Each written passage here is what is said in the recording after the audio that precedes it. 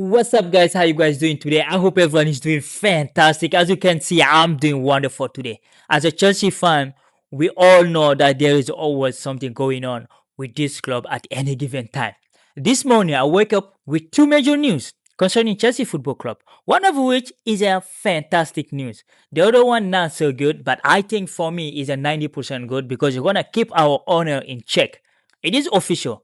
Mykhailo Mudryk, our golden boy, is finally free to play some professional football. The FA has officially lifted the doping ban case that they were holding against the Ukrainian international since 2024. He's now free to play some professional football.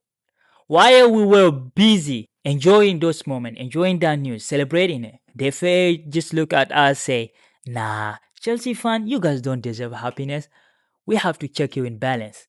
We have to give you some bad news to, balance out the good news we gave you this morning. And so they did. It is official. Chelsea Football Club has been handed £10 million fine and 2 years transfer ban for business dealing that took place between 2009 and 2022 in the Roman Abramovich era for an agent fee issue. I want to talk with you and analyze, share my finding about these two cases with you guys. So, ladies and gentlemen, welcome back to another video. Welcome to the world of soccer. If you're not allowed to subscribe, don't be greedy. This is free. You can like it, subscribe, and share it with your friend. It won't cost you anything. So do that quick, and then we come back to the topic. Without wasting time, let's just start with the good news, because as a Chelsea fan, we are forced to always focus on the good news, to see the good on every situation, because we have been suffering since this ownership took over. One of the good things that happened is Mykhailo Mudryk is coming back to professional football. According to all the major sport outlet, especially the one from BBC Sport, because that's the one I read, Jack Skeleton as senior journalist. What kind of name is that? Why white people have these so weird names? Like they have a skeleton, stone, Walker, Drinkwater, or like Jean-Pierre if you're French speaking native, and they say African names are tough. Give us a break, So, according to Jack Skeleton, Chelsea winger Mykhailo Mudryk is available to return playing immediately after resolving his doping case with the Football Association. That's what I want to say. It's a good news. It's a kind of fantastic news if you look at it, because Mudryk was suspended for 4 years. That's the original ruling from the FA, right? So, if you look at it, you read the article, like I say, it's on BBC. It said the Ukrainian international, who is 25 now, he's still very young. He has not played a competitive match since November 2024, having been previously suspended after returning an adverse finding for banned substance is called meldonium. He has subsequently given the maximum 4 years by the FA, but appealed against the decision to the Court of Arbitration for Sport case. For sport. CAS is called CAS. He goes on to continue to say the FA said the anti-doping disciplinary proceedings have been resolved with Mudryk, and he can return to competition with immediate effect after he accepted the breaking anti-doping rule and agreed to a suspension equal to the time already served. So this is why they say having good lawyer make impact, because we remember when he was given that 4 years, he was like, okay, we are not going to see Mudryk until 2029. His contract expired on 2031. And I was just happy that this is one of the things I like about Chelsea, right? We don't just throw our player under the buses, unless if it's a transfer time. But with this kind of problem, they did not end his contract like Juventus did with Pogba. Like Chelsea really kept him, and then they tried to help him. Talking about Paul Pogba, because he had a similar case, but his lawyer fought really hard to go from 4 years to 18 months. And he was back playing for Monaco. We also how he struggled because he wasn't training for almost 18 months, right? And when Mudryk saw that case, the ruling of that case, he just fired his lawyer, hired those lawyers, and now he got 2 years ban, which is already served. So now he's free to play football. This is a great news if you're a good coach, because I think this is an additional asset for Xabi Alonso going forward. Now we have a player that can play number 10 role and a winger. We have a ton of players now. In the left side, we have Jeremy Gitten, we have Morgan Rogers that can play there. You have a Pedro Neto that can play there, and now you have Mudryk that can play there. And the number 10 role, you can play Palmer, Rogers, or Mudryk because he can play as a playmaker as well. In the left side, you have Estevao Williams, Coenda, and Cole Palmer can play those positions too. So for me, it's a good addition to the squad. Now they don't have to go looking for anybody because even the striker position, we have too many players there. We have Delap, we have Jackson, we have Jao Pedro. Jackson is heading to Aston Villa, even though we cannot loan him anymore because we already loaned them Granacho. So you can only loan one player to a team in a one given year. So like now they have to buy him or whatever. So coming back to Modric, you all remember when we signed him back in 2021, 2022, the hope was like, okay, we all believed it, that he was going to be the player that would fill the gap left by Eden Hazard. And then he got this suspension. But you know, he's a talented. Even when we signed him, one of his coach at that time at Shakhtar Donetsk said, we all know him, is Roberto De Zerbi. He's coaching that loser team now, Spurs, which we are playing Saturday.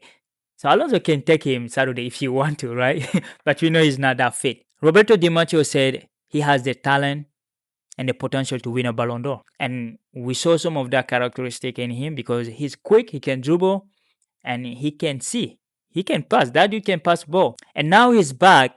I hope Alonso gonna give him time to get back into the squad. As the Chelsea Football Club really said after this statement, they said they are looking forward to helping Modric to return to full fitness back into the squad and back onto the pitch.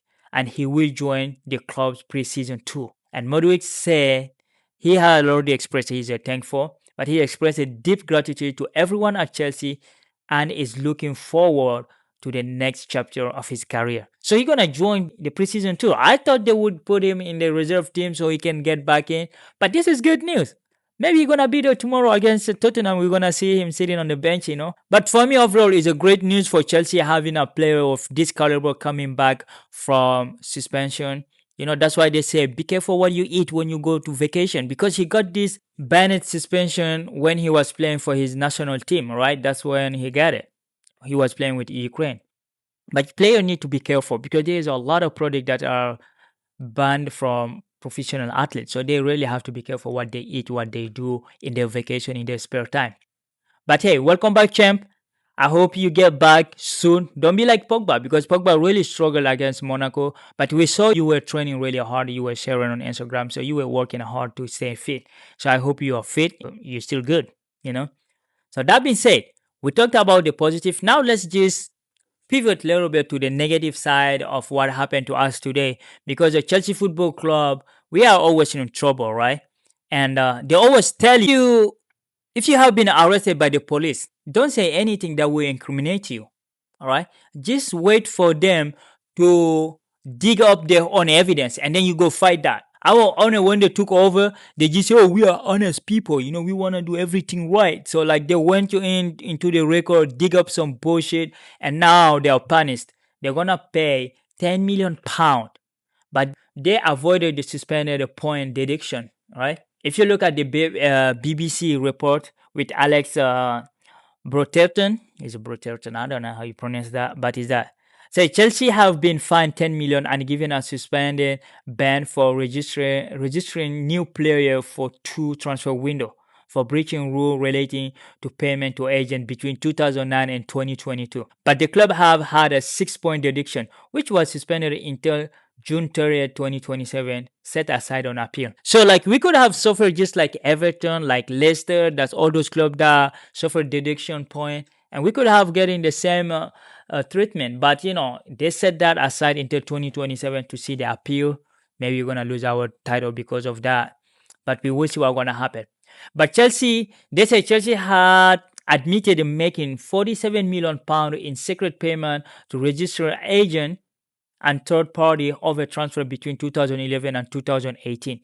That include a player like Shaw, you know, like Schürrle, and you have I think Hazard is part of those time of a deal. It's just like it's not like they didn't pay the money; they just paid to agents that weren't registered, right? So that is the rule. I know the rival fan will say, "Oh yeah, they cheated to win the league." No, bitch, yo, we did not. We just paid some agent so we can get the player faster than the other people who wasn't ready or willing to pay the agent the money they wanted. That's all. So we're gonna be fine, and we're gonna fight for that shit. You know the deduction won't take place, even though now we have to pay 10 million, and we're gonna be absent from the transfer window. You know, the winter and the next summer. So that's the two transfer window we're gonna be absent in, and you guys can buy your player now that you want. But like I said, these owner are just they're clueless what they're doing. You can play that honesty card. You just let them find it. If they find it out and then you guys fight them, just like Man City is doing. You find out something we do and then we go fight it at the court and then you do whatever you want after that. Because right now, you came in with good faith and they use that to punish you. Those guys didn't do anything to find this problem. You are the one who gave it to them. You bought the team was running all right without problem until you took over. Like nobody asked you about it, and then you won't put yourself in that shit. So like now you gotta pay the price. But the last time Chelsea Football Club was handed 2 year transfer ban or two transfer ban, we came out strong because that's the year we had Rich James, Tammy Abraham, Mason Mount, and all those Cobham graduates that came up like Husnadoy. All of them came out in that year under Frank Lampard, and we end up winning the Champions League. So you never know. Maybe after this ban, like, our kid will be already strong. And we already have like 100 players. We don't need to sign any player anyway. So for me, it's just like, okay, it's just water in the bridge. We're going to pay the 10 million and we're going to move on. We have too many players anyway to do. So we're going to use the player we have. We want to register any new player because this player already registered in the Chelsea. So they are in transfer. We can bring them back, right? Unless if I'm mistaken. But anyway, this is what I have for you guys. Let me know below. How happy are you about Mudryk coming back, and how stupid do you think our owner were for giving up their own evidence to the authority, the lazy authority that weren't doing their work? Because we had the same problem with UEFA. We got banned, we fined some million, like 8.5 million pound, and that is already over. But yeah, we're gonna see how this thing gonna end. And but overall, it's a good news today. We're not getting any point deducted, and we're gonna keep playing. And one of our brightest talent is back, and I'm so happy for that. I can't wait to see him. Can you imagine just hearing, hey, you start in the middle, they say, oh, Moise Caicedo, Enzo Fernandez too, Jao Pedro too, Enzo Fernandez back too. It go like that, and then it end up in the core power, like boom, they pass to Modric and scoring. That would be so hilarious, or like so. I can't wait to watch it. Like I'm just waiting for the season to start because I know we're gonna cook. We'll be cooking. Alonso, we have the material and the time to work. He doesn't have to play Champions League. He can be eliminated in all the small team if you want to, like the FA Cup, Carabao Cup. We don't care. We want to win the Premier League. Focus on that. Anyway, guys, thank you for watching. Stay safe, stay connected. We're gonna be there tomorrow for a brand new video, and peace.